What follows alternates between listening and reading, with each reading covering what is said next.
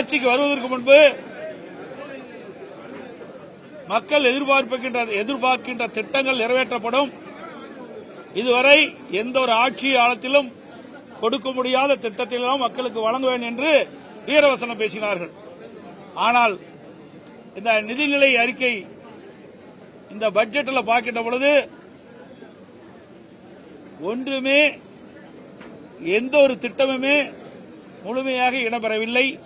புதிய திட்டங்கள் எதுவுமே இடம்பெறவில்லை. தேர்தல் நேரத்தில் கொடுக்கப்பட்ட வாக்குறுதிகள் எதுவுமே நிறைவேற்றல. 2026 சட்டமன்ற பொதுத் தேர்தலின் போது தமிழக வெற்றி கழகத்தினுடைய தலைவர் மாண்புமிகு முதலமைச்சர் திரு ஜோசப் விஜய் அவர்கள் ஆட்சிக்கு வந்தவுடனே மகளிர் உரிமை தொகை 1000 ரூபாய் கொடுப்பதை 2500 ரூபாய் வழங்கப்படும் என்றும் ஆண்டுக்கு குடும்பத்திற்கு 6 சிலிண்டர்கள் வழங்கப்படும் என்றும் முதியோர் உதவித்தொகை 3000 ரூபாய் உயர்த்தப்படும் என்றும் படித்த இளைஞர்களுக்கு வேலையில்லா பட்டதாரி இளைஞர்களுக்கு 4000 ரூபாய் உயர்த்தப்படும் என்றும் அதோடு மீனவர்களுக்கு மீன்பிடி தடைக்காலத்தினுடைய நிவாரணத் தொகை 20,000 உயர்த்தப்படும். அதற்கு வழங்கப்படுகின்ற டீசல் மானியம் 3600 லிட்டராக உயர்த்தப்படும். இப்படி பல அறிவிப்புகளை வெளியிட்டாங்க. அதோட விவசாயிகள் 5 ஏக்கருக்கு குறைவாக வைத்திருக்கின்ற விவசாயிகள் தொடக்க வேளாண் கூட்டுறவு சங்கத்தில் வாங்கிய பயிர்க்கடன் முழுவதும் தள்ளுபடி. சிறு விவசாயிகளுக்கு 5 ஏக்கர் மேல வைத்திருக்கின்ற விவசாயிகள் தொடக்க வேளாண் கூட்டுறவு சங்கத்தில் வாங்கிய பயிர்க்கடன் பாதி அளவு தள்ளுபடி செய்யப்படும் என்று அறிவித்தார்கள். ஆனால் அதற்கு மாறாக 75,000 வரை கடன் பெற்ற சிறு குறு விவசாயிகளுக்கு முழு கடன் தள்ளுபடி. அதற்கு மேல் கடன் வாங்கிய அனைத்து விவசாயிகளுக்கும் 35,000 தான் கடன் தள்ளுபடி என்று அறிவிக்கப்பட்டிருக்கிறது அரசாங்கம். அதுவும் ஒரு ஏமாற்று வேலை. அது மட்டுமல்ல, அனைத்து குடும்பங்களுக்கும் 25 லட்சம் ரூபாய் மருத்துவ காப்பீடு திட்டம் கொடுப்பேன்னு சொன்னாங்க. இப்படி பல திட்டங்கள், நிறைய திட்டங்கள் அறிவிச்சாங்க. ஆனா அந்த திட்டங்கள் எதுவுமே இந்த பட்ஜெட்ல இடம்பெறல. அதில் அறிவிக்கப்பட்ட கொடுக்கப்பட்ட வாக்குறுதி எதுவுமே பட்ஜெட்ல தெரிவிக்கவில்லை. புதிய திட்டமும் எதுவும் அல்ல. எல்லாம் ஏற்கனவே இருக்கின்ற திட்டத்துக்கு பெயரை மாற்றி ஸ்டிக்கர் ஒட்டி அறிவிச்சுதான் இந்த நிதிநிலையில் இருக்கல பார்க்கப்படுகிறது. இன்றைக்கு வருவாய் பற்றாக்குறை சுமார் 55,785 கோடின்னு சொல்லியிருக்கிறாங்க. அதோட நிதி பற்றாக்குறை கிட்டத்தட்ட திருத்திய மதிப்பீடு 1,21,819 கோடி சொல்லியிருக்கிறாங்க. இதையெல்லாம் எப்படி சரி செய்ய போறாங்க? நிதி பற்றாக்குறை வேற இருக்குது, அதோட வருவாய் பற்றாக்குறை இருக்குது. இதையெல்லாம் சரி செய்வதற்கு இந்த அரசாங்கம் என்ன நடவடிக்கை எடுக்கப்படுகின்ற ஒரு திருத்தத்தை, ஒரு விளக்கத்தை கொடுக்கல. அதற்காக ஒரு குழு அமைக்கிறேன்னு சொன்னாங்க. ஏற்கனவே இருந்த திராவிட முன்னேற்ற கழக அரசு நிதியை ஆதாரத்தை பெருக்குவதற்கும் நிதி மேலாண்மை சரி செய்வதற்கும் கடனை எல்லாம் குறைப்பதற்கும் ஒரு நிபுணர் குழு அமைக்கணும் திராவிட முன்னேற்ற கழக ஆட்சியில் அறிவிச்சாங்க. நிபுணர் குழு அமைச்சாங்க, நிபுணர்களையும் போட்டாங்க. பிறகு 5 ஆண்டுல 5 லட்சம் கோடி கடன் வாங்கினாங்க. அதே மாதிரி இந்த அரசாங்கமும் அந்த பெயரை மாற்றி,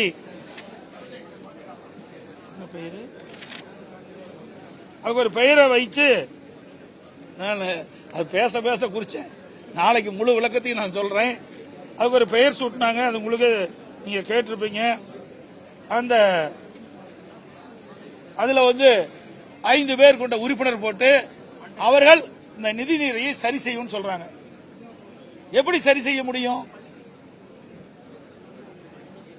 இன்றைக்கு இருக்கின்ற நிதி பற்றாக்குறை ஒரு பக்கம், அதோட ஒட்டுமொத்த கடன் பற்றாக்குறை இதுவே இருக்குது.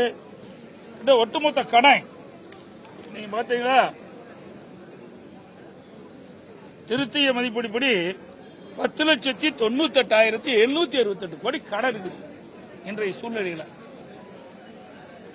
கடந்த இந்த தமிழக வெற்றி கழக ஆட்சி அமைந்து இந்த குறுகிய காலத்தில் 20,000 கோடி கடன் வாங்கியிருக்கிறாங்க, 17,000 கோடி வருவாய் செலவு செஞ்சிருக்கிறாங்க.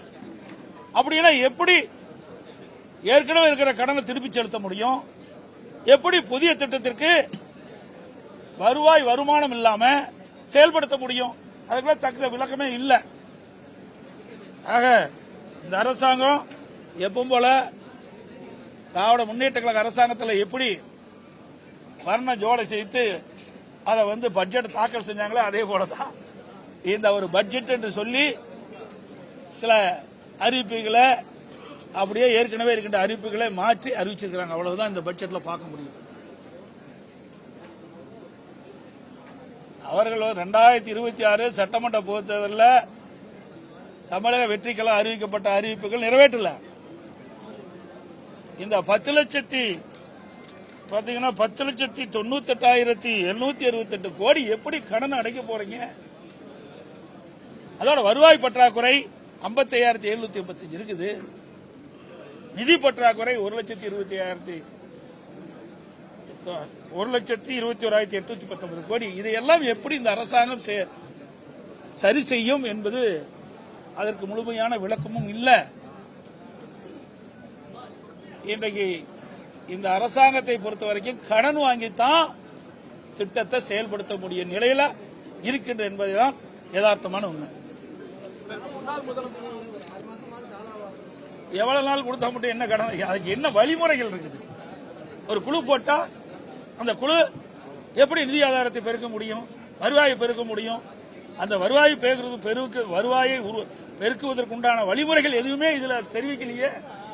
கடந்த கால ஆட்சியில் இப்படித்தானே சொன்னாங்க. நிபுணர் குழு அமைச்சாங்க. நிபுணர் குழு அமைக்கப்பட்ட பிறகு அந்த நிபுணர் குழு கடன் வாங்குறதுக்கு தான் அமைச்சாங்க. அதே போல இந்த தமிழக வெற்றி கழகத்தினுடைய ஒரு குழு அமைச்சிருக்கிறாங்க. அந்த குழுவும் 5 பேர் கொண்ட உறுப்பினர், அவர்களும் கடன் வாங்குவதற்கு தான் அமைச்சிருக்கோம் என்று சந்தேகம் எழுகின்றது.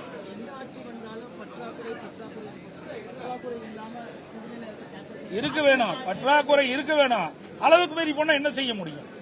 அளவுக்கு மீறினால் அமிர்தம் விஷமாகும் சொல்றாங்கல்ல, அதுபோல அளவுக்கு மீறி கடன் பெற்றால் மாநில அரசுடைய நிலைமை என்ன ஆகும்?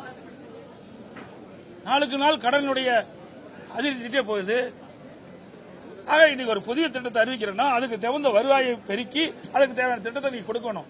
இதே அனைத்து இந்திய அண்ணா திராவிட முன்னேற்ற கழக அரசாங்கம் இருந்தது. ஒரு வருஷம் 1 ரூபாய் வருவாங்க கிடையாது. கொரோனா காலம் 1 ரூபாய் அரசுக்கு வரி வருமானம் இல்ல. அந்த காலகட்டத்தை கூட சிறப்பான ஆட்சி கொடுத்தோம். எந்த திட்டத்தையும் நாங்க முடக்கல. எல்லா திட்டமும் சிறப்பா செயல்பட்டது. விலைவாசி கட்டுப்பாட்டுக்குள்ள வச்சிருந்தோம். கடனும் அதிகமாக பெறல. ஆக அது ஒரு நிர்வாக திறமைமிக்க அரசாக அனைத்து இந்திய அண்ணா திராவிட முன்னேற்ற கழகம் செயல்பட்டது.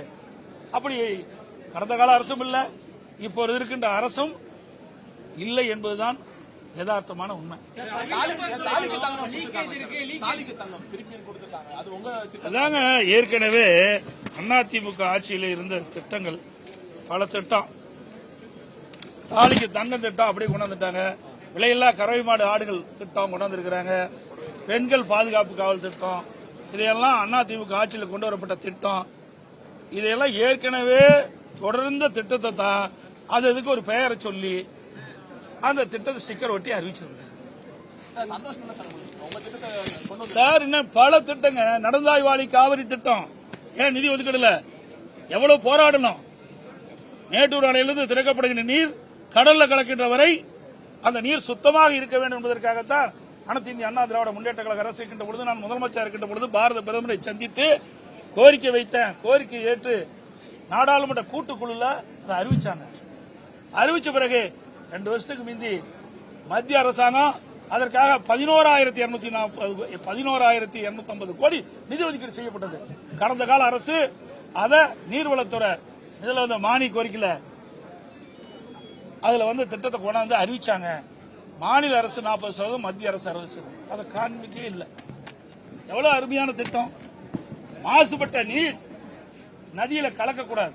மேட்டூர் அணை திறக்கப்படுகின்ற நீர் 2 கரை ஓரமாக இருக்கின்ற நகரத்திலிருந்து வெளியேறுகின்ற அசுத்த நீர் சுத்தப்படுத்தி ஆற்றில் விழுவது. பவானிசாரிலிருந்து வருகின்ற நீர், நொய்யிலிருந்து வருகின்ற நீர், அதே போல அமராவதியிலிருந்து வருகின்ற நீர் மற்றும் ஓடையிலிருந்து வருகின்ற நீரெல்லாம் அதை சுத்தப்படுத்தி அந்த நதியிலே விடுவது, ஓடையிலே விட்டு காவிரியிலே கலக்கின்ற பொழுது சுத்தமான நீர் மக்களுக்கு குடிநீர் சுத்தமான கிடைக்க வேண்டும் என்பதற்குத்தான் இந்த திட்டத்தை கொண்டு வந்தோம். அது இடம்பெறல. நிறைய லீக்கேஜ் இருக்கு அப்படின்னு சொல்றாங்க. கடந்த ஆட்சியும் சரி உங்க ஆட்சியும் சரி நிறைய செயல்படுத்துறதுல தவறான எஸ்டிமேஷன் கொடுத்திருக்காங்க. அதான் எவ்வளவு லீக்கேஜ் அடைப்பீங்க? லீக்கேஜ்னு சொல்லித்தான் மக்களை ஏமாற்ற முடியுமே ஒழிய லீக்கேஜ் எங்க இருக்குது? ஏன் 5 ஆண்டு காலம் அதே லீக்கேஜ் தான் அடைக்கணும்னு அவர் சொன்னாங்க. இப்ப இந்த அரசாங்கமே அதையே பின்பற்றி லீக்கேஜ் எல்லாம் சரி செய்யும் சொல்றாங்க. எந்தெந்த வகையில லீக்கேஜ் இருக்கு என்பதை அறிவிக்கலையே. அறிவிக்க வேணும்ல. இன்றைக்கு ஆண்டாண்டு காலமா அதே அதிகாரி தான் இருக்கிறாங்க. ஏன் அது அதிகாரிகளுக்கு எந்தெந்த இடத்துல எந்தெந்த துறையில எந்தெந்த வருமானத்துல எந்தெந்த வரி வருவாயில லீக்கேஜ் இருக்குன்னு தெரிவிக்க வேணும்ல. அப்ப லீக்கேஜ் இருந்ததால எவ்வளவு லீக்கேஜ் இருக்குது, அதுக்கு எவ்வளவு வருவாய் வரும், அதுக்கு எப்படி திட்டத்தில் தீட்டம்னு செயல்பட முடியும்? ஒண்ணுமே சொல்லாத அவர் பாட்டு அறிவிச்சுட்டு போயிட்டாங்க.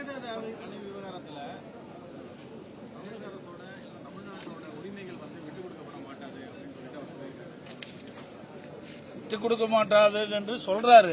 வாயில சொல்லி என்ன பண்றது? அனைத்து இந்திய அண்ணா திராவிட முன்னேற்ற கழக அரசு இருக்கின்ற பொழுது இதற்காக எவ்வளவு நடவடிக்கை எடுத்தோம் நல்லா நினைச்சு பாருங்க. அம்மா இன்றைக்கு காவிரி நதிநீரை பிரிச்சதற்கு 4 நாட்கள் உண்ணாவிரதம் இருந்தாங்க. இன்றைக்கு உச்சநீதிமன்றம் அளித்த தீர்ப்பை நடைமுறைப்படுத்த வேண்டும் என்று சொல்லி அனைத்து இந்திய அண்ணா திராவிட முன்னேற்ற கழக அரசு இருக்கின்ற பொழுது, அம்மா அரசு இருக்கின்ற பொழுது இன்றைக்கு உச்சநீதிமன்ற தீர்ப்பை நடைமுறைப்படுத்த காலதாமதம் செஞ்சது மத்திய அரசு. அப்ப நாங்க மத்திய அரசு பாரதிய ஜனதா அரசோட கூட்டணி இருந்தோம். அந்த காலகட்டத்தில் கூட கூட்டணி எல்லாம் பார்க்கல. மக்களுடைய நலன் சார்ந்த பிரச்சனை, தமிழ்நாட்டு விவசாயிகளுடைய நலன் சார்ந்தது, தமிழ் மக்களுடைய நலன் சார்ந்த பிரச்சனை என்ற காரணத்திற்காக 22 நாட்கள் உச்சநீதிமன்ற தீர்ப்பை நடைமுறைப்படுத்த வேண்டும் என்று நாடாளுமன்றத்தையே முடக்கணுங்க. அப்படி வரலாற்றை நாங்க படிச்சோம். அப்படி கஷ்டப்பட்டு வாங்கின தீர்ப்பை கூட இவர்களால இன்றைக்கு காப்பாற்ற முடியுமா என்ற ஒரு கேள்விக்குறி எழுந்திருக்கு.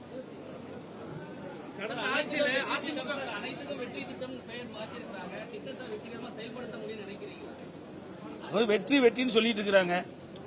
ஏதோ ஒரு கால சூழலில் வெற்றி பெற்றுட்டாங்க. அதையே அவர் நினைச்சிட்டு இருக்கிறாங்க. இன்றைக்கு இந்த பட்ஜெட் மூலமாக மக்கள் உணர்வார்கள். இந்த பட்ஜெட்ல வெளியே வந்திருக்குல்ல, இதனால் மக்களுக்கு என்ன நன்மை கிடைச்சிருக்கு மக்கள் சிந்திப்பார்கள். சிந்தித்த பிறகு அடுத்த தேர்தலில் உரிய முடிவு எடுப்பார்கள்.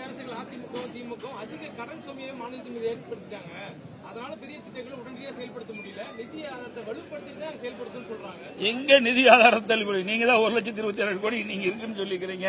நிதி பற்றாக்குறை 56 இருக்குன்னு சொல்றீங்க. எப்படி இதெல்லாம் சரி பண்ணுவீங்க? அதிமுக ஆட்சியில் ஒன்னும் கடன் அதிகமாகலையே. எங்க வருவாயே இல்லாத ஆட்சி செய்த அரசாங்கங்க.